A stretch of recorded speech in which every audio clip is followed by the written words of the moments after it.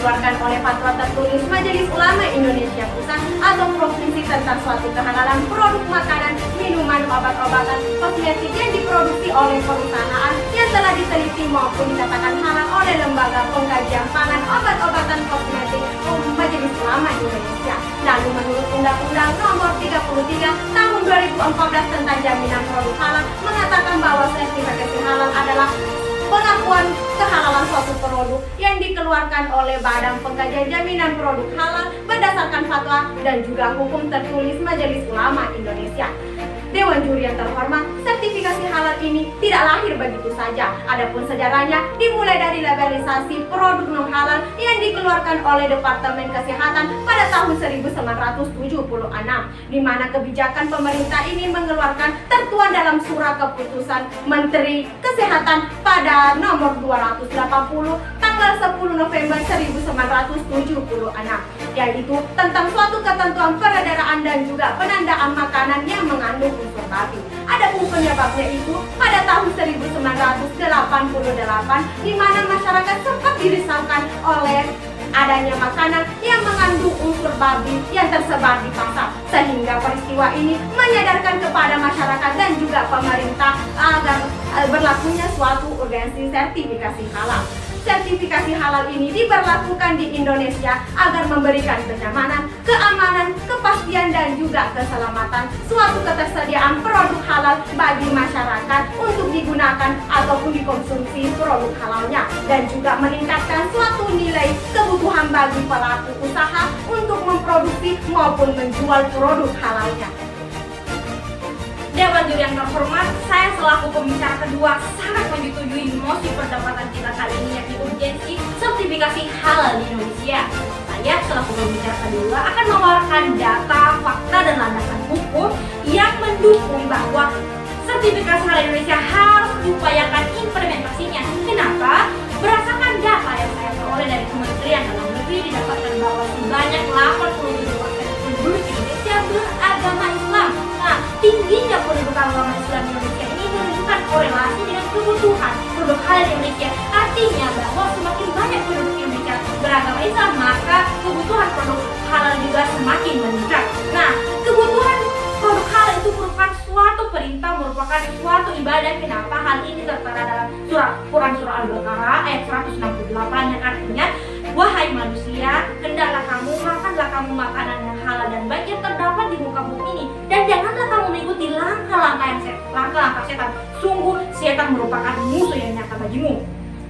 Nah, selain itu, pemerintah juga serius menanggapi memberikan kebebasan kepada penduduk agama Islam maupun penduduk beragama lain dalam melakukan ibadahnya. Hal ini tertuang dalam Undang-Undang Dasar 1945 pasal 29 ayat 2 yang menyatakan bahwa negara menjamin tiap-tiap penduduknya untuk memeluk agamanya masing-masing serta beribadah sesuai dengan kepercayaan dan agamanya itu.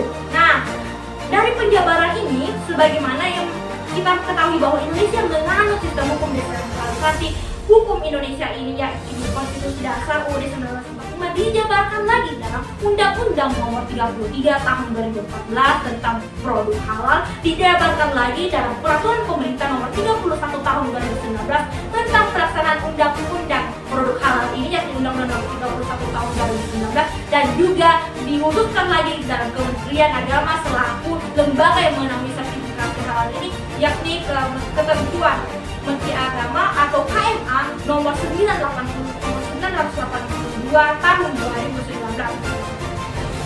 Berdasarkan fakta yang saya peroleh, hal ini jelas menunjukkan bahwa sertifikasi halal Indonesia sangat diupayakan, sangat didukung oleh pemerintah. Bukan hanya itu, saya juga mendapatkan penelitian yang ditulis oleh Perdana Firdaus dan juga Kartika dalam International Conference on Halal in Innovation and Product Enterprise, didapatkan bahwa kebutuhan produk halal itu sangat mempengaruhi minat masyarakat, karena kebutuhan produk halal jelas mempengaruhi kebutuhan maupun peningkatan ekonomi karena dapat memberikan nilai tambah bagi produk tersebut.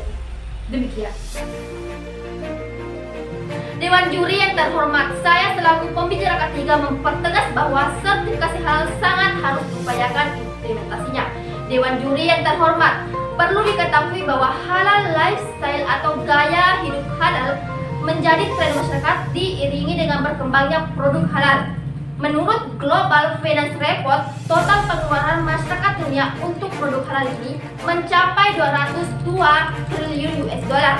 Menariknya, Indonesia merupakan negara konsumen terbesar di dunia mencapai produk halal dengan nilai 11,2 miliar US dollar.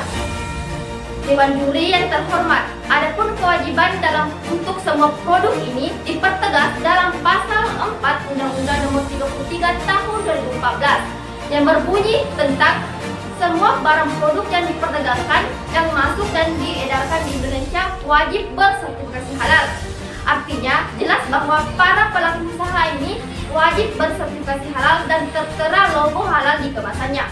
Sebagai mutlak payung hukum yang kuat bagi pemerintah yang berwenang untuk mengatur produk halal di Indonesia. Dewan Juri yang terhormat, adapun aktualisasi minat masyarakat Indonesia mengenai produk halal ini, adapun tren minatnya yaitu memberikan kepedulian yang besar terhadap label halal ini. Adanya LPH atau lembaga pemeriksa halal dan dukungan dari masyarakat sehingga label halal ini didukung oleh pemerintah. Tentunya diperlukan dukungan atas kerjasama bersama dengan lembaga pemerintah, lembaga non-pemerintah, dan peneliti dan para pelaku usaha yang menjadi faktor besar untuk industrial halal di Indonesia yang akan mendatang. Adapun beberapa solusi yang dapat kami tawarkan dalam sertifikasi halal ini, yang satu, memberikan pengetahuan terkait produk halal dan hak konsumen dalam mengkonsumsi produk halal ini. Yang kedua, yaitu mengadakan pelatihan mengenai sertifikasi ini betapa pentingnya. Yang ketiga, yaitu menjalin kerjasama antara pemerintah. Yang keempat, yaitu meningkatkan kualifikasi SDM halal atau penyelia halal. Fakta Samputentioro Verbias, perbuatan atau fakta lebih kuat dari kata-kata. Sekian dan terima kasih.